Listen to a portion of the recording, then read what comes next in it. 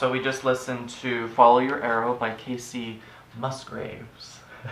And just such a fantastic song, and just really following your heart and knowing that really, to me, the song represents that you're going to disappoint people in life, and that's okay. It's more about making sure that you're not disappointing yourself. And I think that's something really to look at. You know, are you living the life up to your standard? Are you living your life up to your morals and your virtues and your passions and your bliss and all? Just insert whatever you want to put there. And if you are, then there you go. And if you're not, then we have the ability to transform ourselves, metamorphosize, if you will. But at the same time, it's important to be able to release all of those external conditions and the opinions and all that fun stuff. And I invite everyone listening at home or watching at home, definitely type in that YouTube video and give it a listen. And I am certain it will bring a smile to your face. So let's breathe into that for a moment. Beautiful. So, I think, was it last month? Was it Timber Hawkeye's book, Faithfully Religionless? That was 2 months ago. And so I actually read his blog this week. He posted a blog, and it was Get to Know Yourself. And so for those at home, maybe I'll see if I could put a link down below. But it's a fantastic blog, and he is the author of Buddhist Boot Camp and Faithfully Religionless. Fantastic book. Actually, goes very much in alignment with Living Peace. Plug. And so I just kind of took a couple paragraphs out of his blog to share with us. If you observe people's behavior over a week or two, they wouldn't need to tell you what's important to them in life or what they believe in, because their actions would inevitably convey their priorities. The same is true of our own actions. Words are only used to distort reality, bend the truth, and defend the multiple lies that we tell ourselves and everyone around us. Actions, as it turns out, don't only speak louder than words, but more honestly. So breathe into that for a moment. I love that. Words are only used to distort reality, bend the truth, and defend the multiple lies that we tell ourselves and everyone around us. Let me repeat that. This is some good stuff, people. This is some good stuff. So words are only used to distort reality, bend the truth, and defend the multiple lies that we tell ourselves and everyone around us. Breathe into that. Who has ever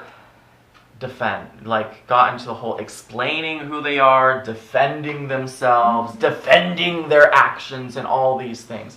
All of that does not even matter. This is something I have learned over and over again. And I think I'm close to mastering it, where if you ever find yourself kind of in that battle with another person, or if you ever find yourself just kind of frictioning with life, it is not about trying to make yourself look good. Drop it. Let it go. Do not try to repackage it in any way. Because anytime you get into kind of that connection, I don't like using the word battle, we'll just say that game of chess, that kind of stalemate. If you're ever in an argument, or if you're ever in kind of that deep moment, who has noticed that you kind of get into that cycle, and the more you dig at it, a lot of times the denser vibration it gets. And sometimes I have even been into a moment where I don't even know what else to say, and so you just keep regurgitating what was, because you can't seem to find the solution. And maybe you've turned on the news and you have seen this a lot. And it's because this kind of goes back to the Albert Einstein quote. I don't know it perfectly, but you can't solve a problem with the same level of consciousness that created it. And so I just love that. Words distort reality. So if you ever find yourself in that regurgitation, it's really important to take a step back and just focus on your actions. Focus on living your life. Focus on kind of what the Follow Your Arrow song was representing. Just following your own bliss, going with your own flow, beating to your own drum, rather than trying to explain yourself, defend yourself, etc., etc., etc., etc. And another part of that I really love is that if your action was out of alignment, just own it like that. Don't try and repackage it. When you look at yourself in the mirror, who sometimes is uncomfortable when you look at yourself in the mirror? I think maybe to some extent all of us have a little bit of that maybe we look in the mirror and there's something we'd like to change. I always love to say, can you look at yourself fully naked, metaphorically and literally in the mirror, and not try to change the image? Isn't that interesting? To completely look at yourself and all of your stuff. I'm including all the subconscious, all of your fears, all the shame, all of the guilt, all of that jazz. Can you truly look at yourself and not try to reshape it or add a Instagram filter to it? And that's where growth happens. That is where change, that is where the metamorphosis, thank you, Sunny, for that word. We use that a lot today. That is where that is going to happen. Because I find, especially in the past for myself, I have spent so much time justifying and excusing my behavior and my alignment and my words and my actions, that as long as you're trying to justify and explain and excuse yourself, there's actually no transformation occurring, is there? Because you're spending all of your time trying to do that. And so, let's breathe into that for a moment.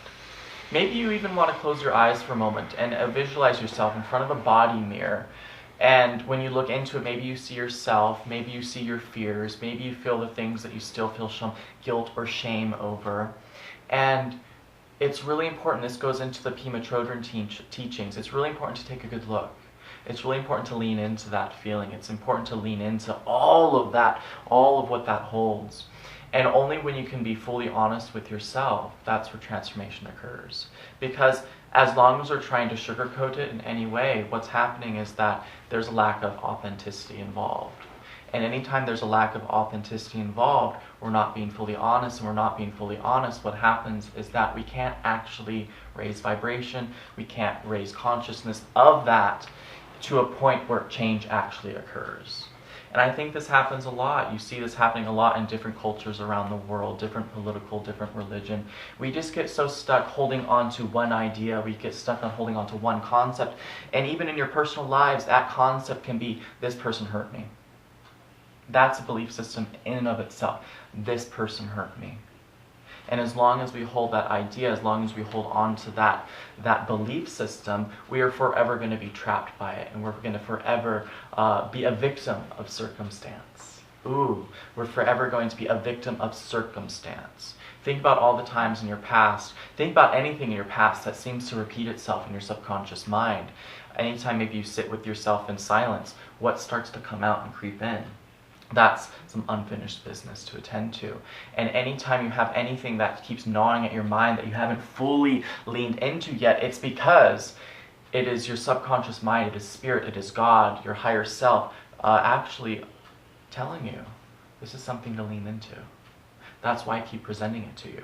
It's not a time for duality. It's not a time for saying this is wrong or bad or less than or dark or etc., etc., etc., etc. This is a time to say, ooh, this is a soft spot. This is a soft spot within myself.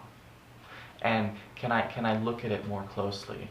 As what I shared a couple weeks ago, when someone presents their heart to you, or when your heart presents itself to yourself, can you look at it and hold it with such compassion and loving grace, without judging it, without hardening it, etc., etc., etc., etc. And what I'm sharing with you right now, maybe it sounds nice, maybe it sounds fluffy, maybe it sounds ... but I tell you what, it's the most difficult thing to do in the world. And it is one of the most painful things to do in the world. And there's been many times, I think I started this when I was a teenager, when I would just sit with my stuff and give myself a good cry. And allow that cry to come out, because those are the cleansing waters that wash through. And it's funny because when you fully let everything that's been built up, when you let it out, hot damn, I'm sure maybe who has had the waves of emotion flow through them once you kind of just let that dam break. It is quite the amazing feeling. So let me continue. And again, this is still another... Actually, I fragmented it on your piece of paper, but I'm going to read an expanded version of it here. Look at your own decisions in life. Like what you choose to listen to in the car on your way to work every day, for example, or where you have no problem spending your money while complaining that you don't have enough money for something else. There are no wrong answers here, just insight. If you think you have to work a full-time job, for example, then you're not being honest with yourself. The truth is that you don't have to. You choose to. Why? So you can pay your bills. But you don't have to have those bills. You chose to have those bills when you chose to buy that house, have the kids, get the car, etc. Saying I have to is the same as saying I'm a victim. But we aren't victims of anything other than our own choices. Empowerment comes from being honest about it and owning our decisions in life. You might even go as far to say I get to instead of I have to if you want to truly celebrate your decisions. Breathe into that for a moment. I had goosebumps when I read that part because that is just so powerful, and that is just such an eloquent way of saying that. I mean, I have bumped up against many belief systems and many clients and students where they say, I have to do this, I have to do this, I have these bills, and yada yada. I am a victim of our culture. I am a victim of the circumstance, of the situation, of ... But then if you look back and you see, well, you made this choice, you made this choice, you made this choice, you made this choice, you made this choice. No, everything that brought you to this moment, you made these choices. And that is so much more of an empowered way of looking at life. Because when you say I have to, and what it truly is, I'm a victim too, that is a place of zero power. And doesn't it just kind of roller coaster into more negative emotions, more negative emotion? You have your highs, you have your lows, you have your highs, and then eventually it becomes a snowball effect which just grows and grows and grows. And this right here is the very source of where overwhelmment comes from.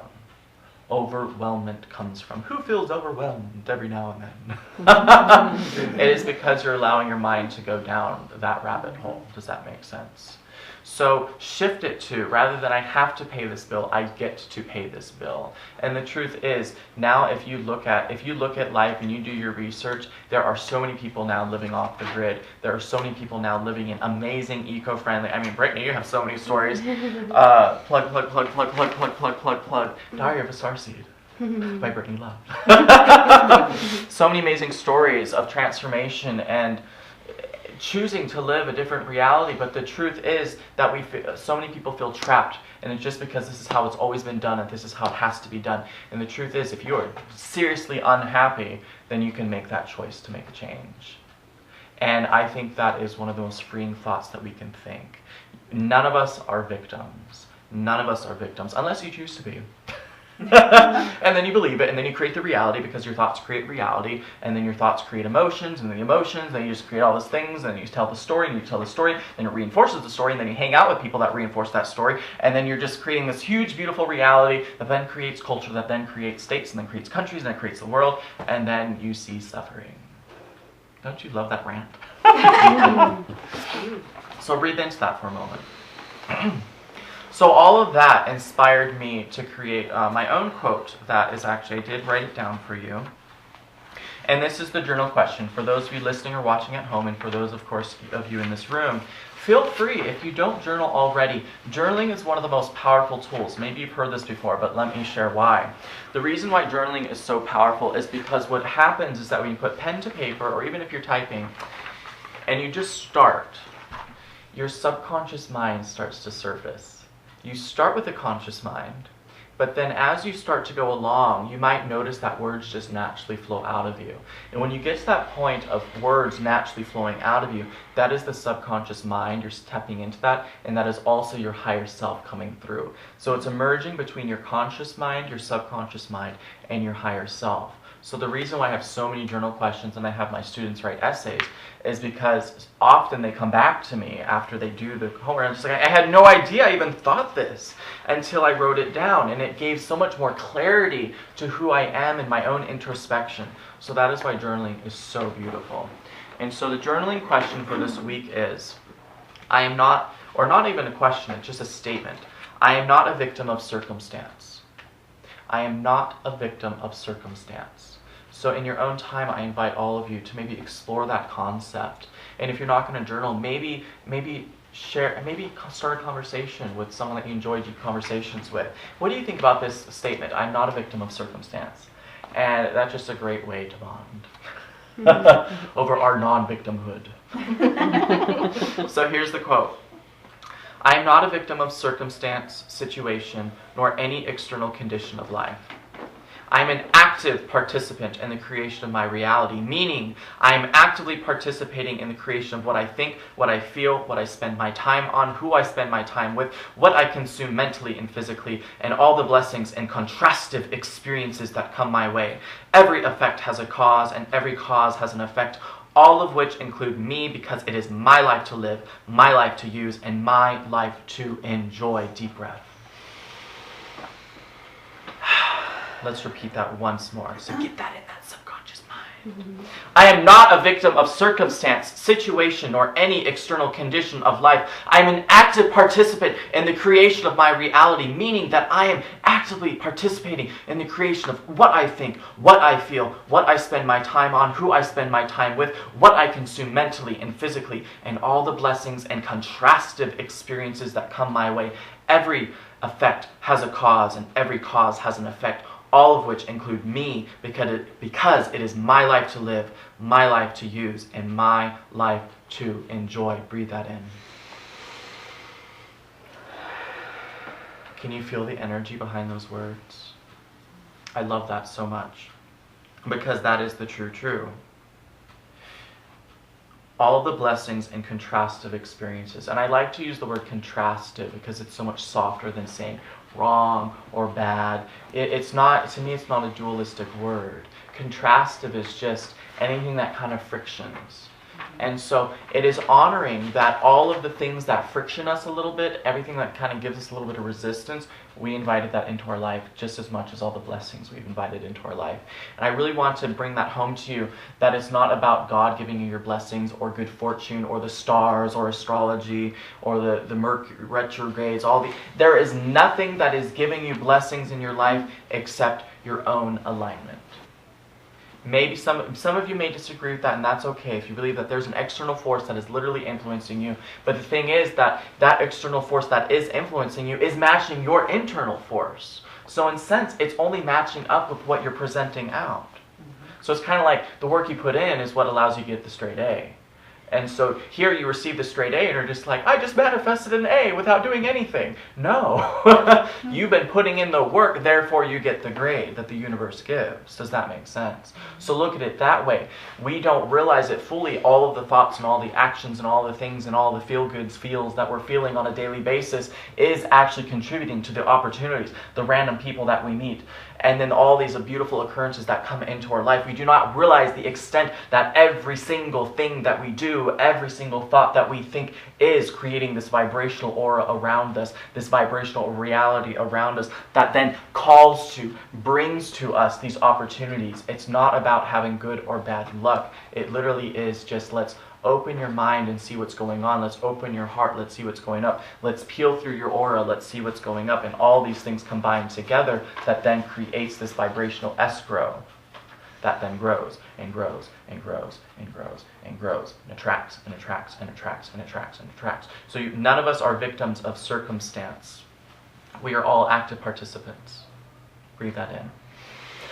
None of us are victims of circumstance. All of us are active participants. And then some of you might say, or maybe not in this room, but people at home might say, well, what about all these negative things that happened to me in the past and all this suffering and this pain? And again, that goes into the deep spirituality of we come into this life choosing our parents. We come into this life choosing some circumstances because the more momentum we are born with negative experience, maybe the pain of abuse, what then happens is that abuse eventually becomes the fertilizer that actually makes your mind expand. Who has noticed that later in life, every negative experience you've gone through has led you to some awakening? Have you noticed that? Every negative experience you have experienced, you have felt, you have been through has actually led to some awakening. It softened your heart. It taught you greater compassion. It made you search for greater enlightenment. It broke you down. It broke your ego so much down that it devastated you that you only had up to go. And it probably is what led you to this room right here and all of these feel-good feels that you're starting to feel. when you look at it and you're looking at the past and you're using that as the excuse not to feel good today or not be the full active participant of your now, you're only hurting yourself. You're only stabbing yourself in the foot, keeping yourself stuck. And so it's not serving you. And then I'll go as far to say that the past does not even exist anymore. So there's no point of even thinking about it. There's no point of even carrying it over into the now and saying, well, I had this bad experience with a relationship, so therefore all men or women are the same. No, that's not how this works. You've had one or two negative experiences that didn't feel good, and then you bring it over into the now, and then you project that same shadow and image onto every single person that you come into contact with. I've only had negative experiences with people, and this, and this, and this, and this, and all work is this, and this, and this, and all boom, boom, boom, boom, boom, and therefore I apply it, and I hue life. I put on these like dark colored glasses, and then I fear life. Does that make sense? We all fear something. We all have some type of karma that we're working on. So therefore, I'm inviting you to drop the story, come into the now, not be the victim, and be the active participant. Does that make sense? And for anyone who would like to go deeper into this, I am available for life coaching. So breathe into that for a moment. Breathe into that for a moment. Breathe into that for a moment. Breathe in peace, exhale love. Breathe in peace, exhale love. Allow this energy to flow through.